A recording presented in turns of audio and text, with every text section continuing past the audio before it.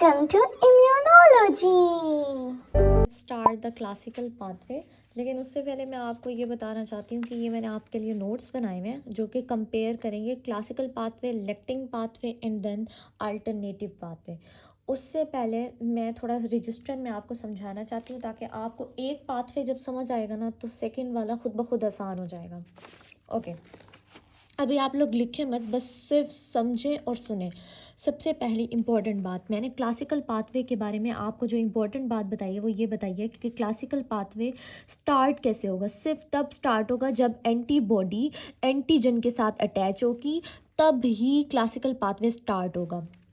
Reason ये classical pathway में जो सबसे फर्स्ट प्रोटीन है ना, फर्स्ट प्रोटीन ही कह सकते हैं। रीज़न तो क्लासिकल पाथवे में जो फर्स्ट प्रोटीन है ना वो C1 है। अब ये जो C1 है ना ये बनी हुई होती है QRS से, तो मैं आगे लिख सकती हूँ C1QRS।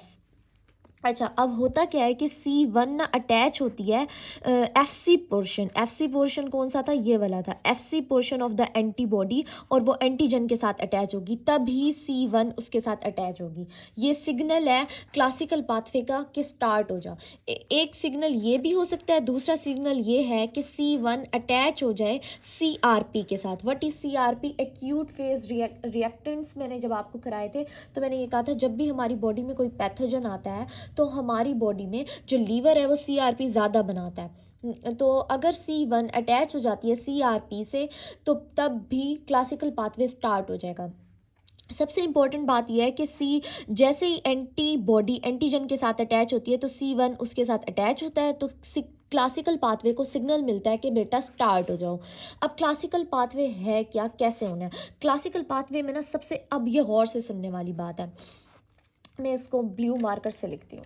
अच्छा, क्लासिकल पाथवे में होता क्या है कि जो C1 है ना वो एक्ट करती है एज अ प्रोटीएज क्या होता है, प्रोटीन को तोड़ने वाला।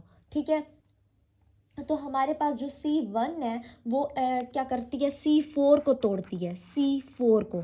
ठीक है, C4 को क्लीव करती है, और किस में करती है ये हमेशा याद रखना, जब भी कोई प्रोटीन टूटेगी C4A बनेगा या C4B। मतलब कि अगर कोई प्रोटीन 5 है तो 5A बनेगी और 5B, मतलब A और B में कन्वर्ट होना है।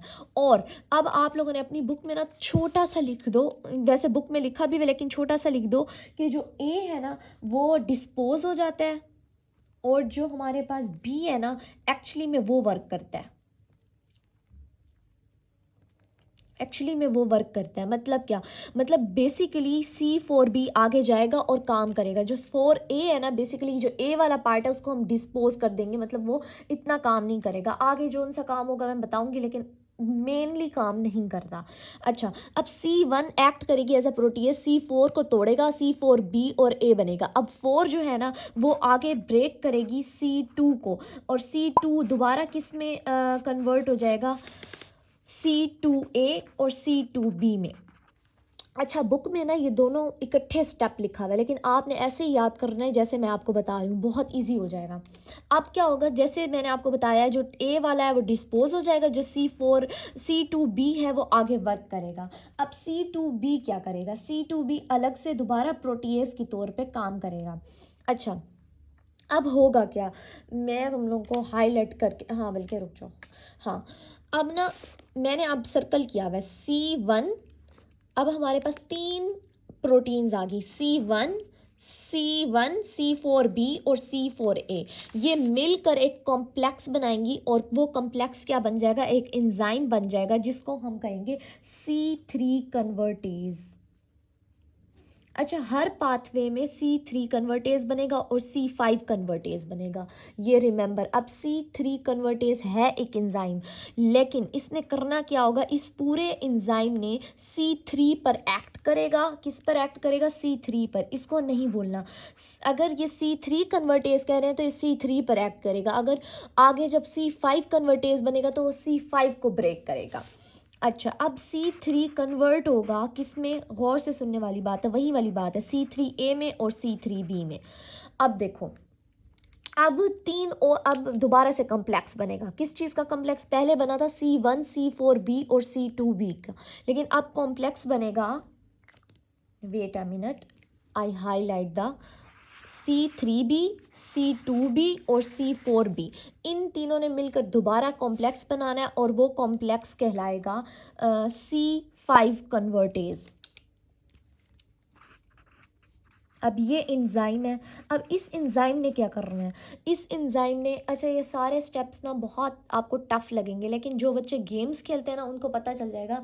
सबसे पहले C1 था, C1 ने C4 पर एक्ट किया, C4 ने 2 पर, 2 ने इन सब ने मिलकर C3 कन्वर्टेज बनाया। हर पाथवे में C3 कन्वर्टेज मिलेगा। जब C3 कन्वर्टेज बनेगा ना, उसने कॉमन बेसिकली यही है, C3 कन्वर्टेज बनेगा और उसने C3 को ब्रेक करना है, C3b बनेगा, C3b मिलकर पिछले वालों के साथ मिलकर C5 कन्वर्टेज बनाएगा। अब मैंने क्या कहा था, कन्वर्टेज है C5, तो अब ये किस पर एक्ट करेगा, C5 को ब्रेक करेगा और वो कन्वर्ट हो जाएगा C5a में और C5b में। अब C5a का एक फंक्शन है जो मैंने आपको जो मैंने आपको लेक्चर दिया उसमें ये बताया कि C5a एक्ट करता है एनाफाइलोटॉक्सिन के तौर पे। एनाफाइलोटॉक्सिन कौन होता है, जो कि एलर्जी कॉज कराता है। और क्या करता है, एनाफाइलोटॉक्सिन और कीमोटैक्सिस कराता है। कीमोटैक्सिस क्या है, केमिकल के थ्रू जो न्यूट्रोफिल है ना उनको अट्रैक्ट करता है। लेकिन पाथवे में हमारा C5a का काम अभी नहीं है, मतलब इसको अभी रहने दो। लेकिन बेसिकली अब क्या होगा, C5b आगे आएगा। C5b ने क्या करना है, C6 के साथ अटैच होगा, C7 के साथ अटैच होगा, C8 के साथ अटैच होगा और C9 के साथ अटैच होके मिलकर मैक बना देगा। मैक क्या होता है, membrane attack complex. Okay listen, ये बहुत डिफ़िकल्ट लग रहा होगा, लेकिन आपको पता है मज़े की बात क्या है। मज़े की बात ये इतना आसान है जिसकी कोई हद नहीं है। सिर्फ आपने याद क्या करना है, याद पता है क्या करना है, आपको ये बस स्टार्ट बताओ, इसका स्टार्ट आपको ये बताओ ना सर, स्टार्ट कैसे हो रहा है। C1 सिग्नल आएगा, सिग्नल इन दोनों में से कोई भी हो सकता है, ठीक है। असल में क्या हो रहा है, C1 ने एज आ ये ना एक्ट करेगा C4 पे, नंबर 1 बात। C4b बनेगा, C4b ने ब्रेक करना है C2 को, C2a बनेगा और C2b बनेगा। जो C2b है और ये C1 C4 C2 मिलकर C3 कन्वर्टेज बनाएंगे। अब मैंने कहा कन्वर्टेज क्या करेगा, C3 का है तो वो C3 पर एक्ट करेगा और C3a और C3b बना देगा। C3b ने कॉम्प्लेक्स बनाना है दोबारा C2b के साथ और C4b के साथ, और वो बन जाएगा C5 कन्वर्टेज में। C5 कन्वर्टेज ने क्या करना है, C5 को ब्रेक करना है और C5a और C5b बना देगा। C5b और C6 और C7 उसके बाद C8 और C9 मिलकर मैक बनाएंगे, जिसको हम मेम्ब्रेन अटैक कॉम्प्लेक्स कहते हैं। वो क्या करेगा, पैथोजन में एक पोर्स बनाना शुरू कर देगा और वाटर पैथोजन के अंदर जाएगा। जब वाटर पैथोजन के अंदर जाएगा तो ये फट जाएगा, इसकी लाइसिस हो जाएगी। इस तरीके से कॉम्प्लीमेंट एक्ट कर रहा होता है। अच्छा, अब ये बड़ा डिफ़िकल्ट लग रहा होगा, लेकिन अब हम जब लेक्टिन पाथवे में आपको स्टार्ट कराऊंगी ना, तब आपको बहुत आसान लगेगा। जो मैंने हाईलाइट की हुई है ना, आप वो हाईलाइट कर लो और बुक से आप, हाँ एक और MCQs कराना भूल गई हूँ, बताती हूँ। ये MCQs सबसे इम्पोर्टेंट है। अच्छा, अब मैंने आपको कहा कि आप लोगों ने लिखना है A डिस्पोज हो जाएगा, B एक्चुअली वर्क करेगा। अब इस लाइन को अंडरलाइन कर लो। Note that for each complement protein the B fragment continues in the main pathway. मतलब B फ्रेगमेंट जो है ना वो आगे काम करेगा, लेकिन A फ्रेगमेंट रिलीज हो जाएगा, मतलब वो इतना काम नहीं करेगा। तो मैंने आपको एक छोटी सी लाइन बताई कि आप बुक पर लिख दो, जो A है वो डिस्पोज हो जाएगा। डिस्पोज इन द सेंस वो अभी पाथवे में रोल नहीं कर रहा। B जो है ना वो एक्चुअली वर्क करेगा। सिंपल।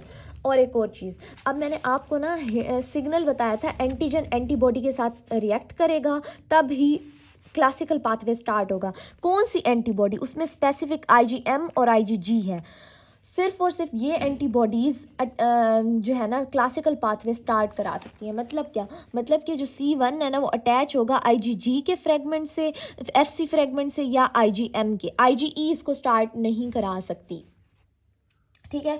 अब हम स्टार्ट करते हैं अपना लेक्टिन पाथवे, उससे आपको मज़ीद क्लियर हो जाएगा। अच्छा, मज़े की बात बताती हूँ, लेक्टिन पाथवे यहाँ से लेकर यहाँ तक सेम है, एग्जैक्टली सेम है। सिर्फ ये स्टार्ट वाला हिस्सा इसका ना चेंज है। वो क्या है वो मैं आपको आगे बताती हूँ। ओके, अब ना सिर्फ जो है ना, मैंने आपको ये बताया था कि इन सारे पाथवे का स्टार्ट डिफरेंट है। अब जब मैं आपको लेक्टिन पाथवे स्टार्ट करा रही हूँ ना, लेक्टिन पाथवे बेसिकली कैसे स्टार्ट होगा। अब ना लेक्टिन पाथवे ऐसे स्टार्ट होगा, हमारे पैथोजन पे ना मेनोज शुगर होती है। आपको पता है ना, हमारे पैथोजन शुगर के बने हुए होते हैं। तो अब ये फॉर एग्जांपल बैक्टीरिया है, ये बना हुआ है, मैं यहाँ बैक्टीरिया बना रही हूँ, इस पे ना मेनोज लगी हुई होती है, शुगर लगी हुई होती है। और जो हमारे इम्यून सेल्स होते हैं ना, इम्यून सेल्स चाहे न्यूट्रोफिल है, इयोजिनोफिल है, बेजोफिल, उनके ऊपर लगा हुआ होता है एक रिसेप्टर जिसको MBL कहते हैं, मेनोज बाइंडिंग लाइगेंड कहते हैं, मेनोज बाइंडिंग लाइगेंड। ठीक है। अब होता क्या है, सबसे पहले पहले हमारा जो इम्यून सेल है ना, वो इस मेनोज के साथ अटैच हो जाता है, सिग्नल बता रही हूँ। ठीक है। उसमें ना, इसमें क्या होता है, फिर हमारे प्लाज्मा में एक प्रोटीन होती है। यार ये सब कुछ बुक में लिखा हुआ है, तुम लोग सिर्फ सुन लो कहानी, मैं आगे नोट्स प्रोवाइड करती हूँ। प्लाज्मा में एक प्रोटीन होती है, उसको हम कहते हैं मास्क। से मैंने याद किया था, जैसे हम आजकल कोरोना आया था, हम मास्क लगाते थे ना, अब भी हम पर्दे के लिए मास्क यूज़ कर रही हैं गर्ल्स। अच्छा, तो मैंने मास्क से याद किया था, मास्क से मास्क। ओके।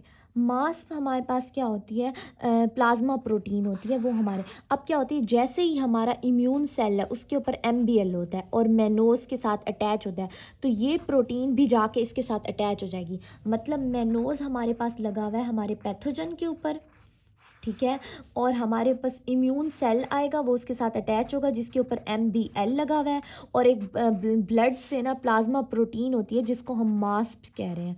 ठीक है। ये मिलकर एक कॉम्प्लेक्स बनाते हैं। अब ये कॉम्प्लेक्स स्टार्ट कराएगा लेक्टिन पाथवे। मैंने ये कहा कि सिग्नल आना चाहिए।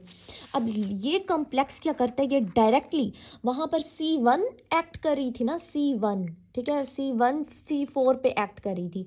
यहाँ पर क्या होगा, यहाँ पर ये कॉम्प्लेक्स जो है, इस ये करेगा C4 पे एक्ट। वहाँ पर C1 एक्ट करी थी C4 पे, और C4 टूट रहा था C4 A में और C4B में। फिर हमने कहा C4B आगे जाएगी, वो वर्क करेगी। C4B C2 पे एक्ट करती थी और C2 को तोड़ती थी C2B में और C2A में। फिर C2B आगे एक्ट करती थी और मिलकर, अब ये मिलकर ना वहाँ पर ना C1 C4B और C2B कम्प्लेक्स बनाते थे और बनाते थे C3 कन्वर्टेज एंजाइम। ठीक है। अच्छा, अब लिसन, सिर्फ सुन लो कि C4 एक्ट कर रही है C2 पे और C2B बन रहा है। वहाँ पर तीन चीज़ें मिलकर कॉम्प्लेक्स बना रही थी, वहाँ C1 भी, लेकिन यहाँ पर सिर्फ ये दो मिलके C3 कन्वर्टेज बना रहे हैं। C3 कन्वर्टेज जहाँ पर भी आएगा ये C3 को ब्रेक करेगा, C3A बनेगा और C3B बनेगा। अब C3B और C2B और C4B मिलकर C5 कन्वर्टेज बनाएंगे। जैसे ही C5 कन्वर्टेज बनेगा, C5 उसको ब्रेक करेगा C5 को C5B में और C5A में। C5B ने ही आगे C6 के साथ अटैच होगा और C7 के साथ अटैच होगा। फिर मज़ीद एडिशन करेगा C8 का और C9 का, ये मिलकर बनाएंगे मैक।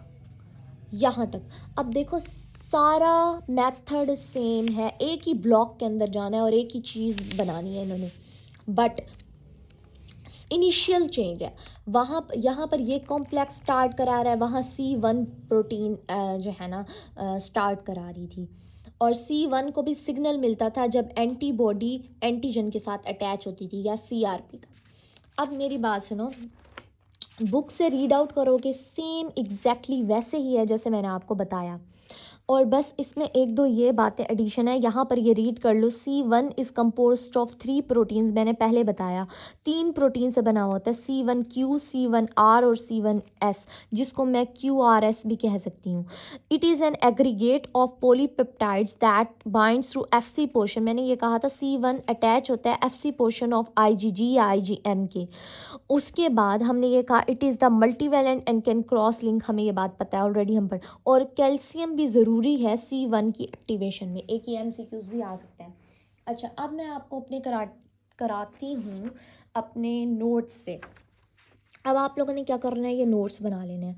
आप देखो अच्छा एक मज़े की बात बताना भूल गई हूँ, C1 से C9 तक हम प्रोटीन्स जो है ना इसमें देखते हैं।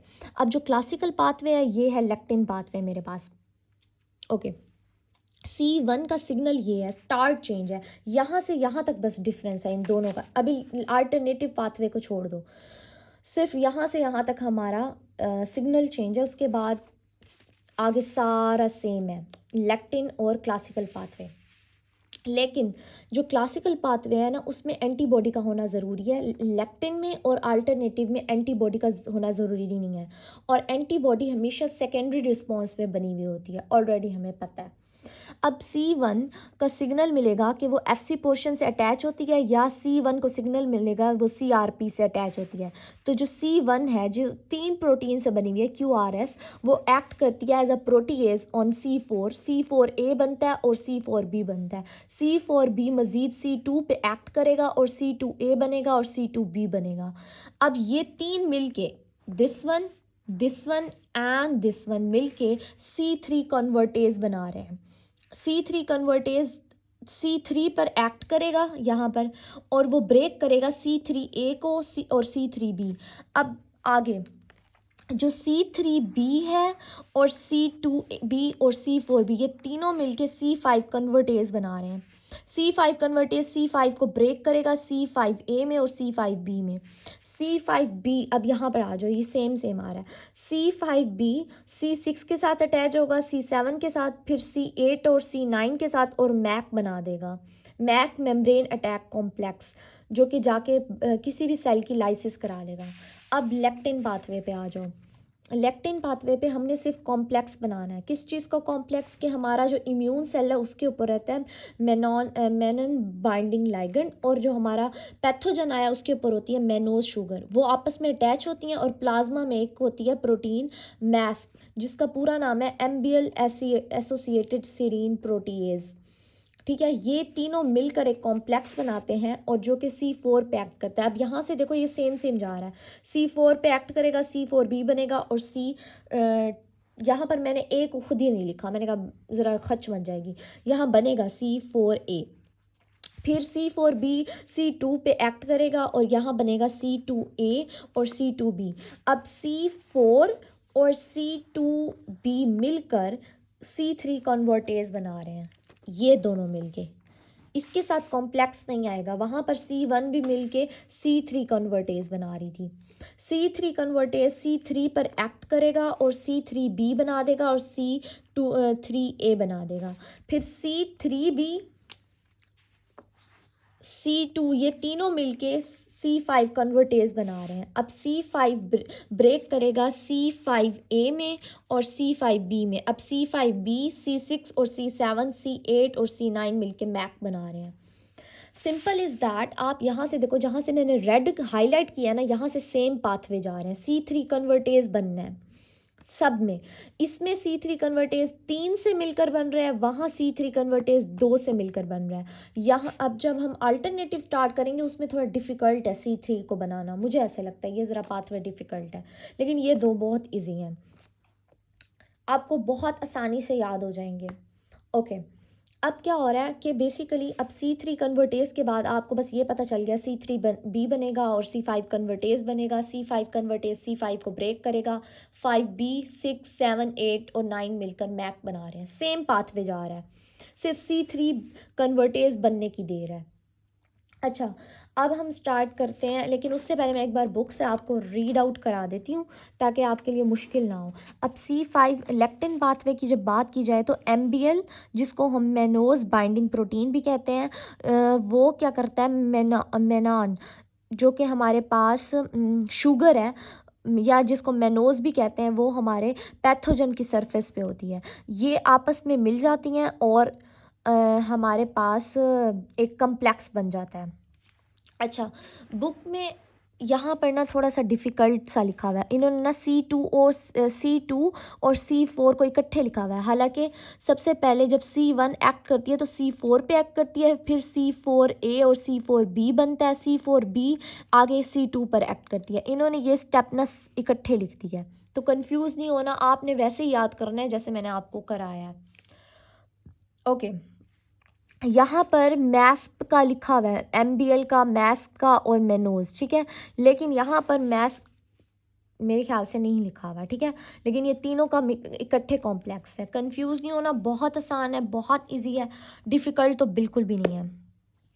अच्छा, अब एक लाइन है यहाँ पर लिखा हुआ है, उन्होंने note that this process by passes the antibody requiring step. वो ये कह रहे हैं कि इसमें एंटीबॉडी की ज़रूरत नहीं है। बाय पासिंग का मतलब है स्किप करती है, ये पाथवे में, इस पाथवे में ज़रूरत नहीं है एंटीबॉडी की। It is protective early infection, मतलब जब पहले पहले इन्फेक्शन होगा ना तो लेक्टिन पाथवे ही जो है ना, लेक्टिन और अल्टरनेटिव ही स्टार्ट होता है, जो फर्स्ट रिस्पॉन्स होता है हमारी बॉडी का फर्स्ट रिस्पॉन्स में। लेकिन जब एंटीबॉडी बन जाती है सेकेंड रिस्पॉन्स में, तब ही क्लासिकल पाथवे स्टार्ट होगा। ओके, अब हम स्टार्ट करते हैं अपना अल्टरनेटिव पाथवे, जो कि मुझे ऐसा लगता है कदरे थोड़ा मुश्किल है, मगर अगर करना चाहो तो हो जाएगा इंशाल्लाह। तो हम अब अल्टरनेटिव स्टार्ट करते हैं, उसके बाद मैं regulation of the complement system कराऊंगी। सबसे पहले अल्टरनेटिव पाथवे स्टार्ट करते हैं, इसको ज़रा आप गौर से सुनिएगा।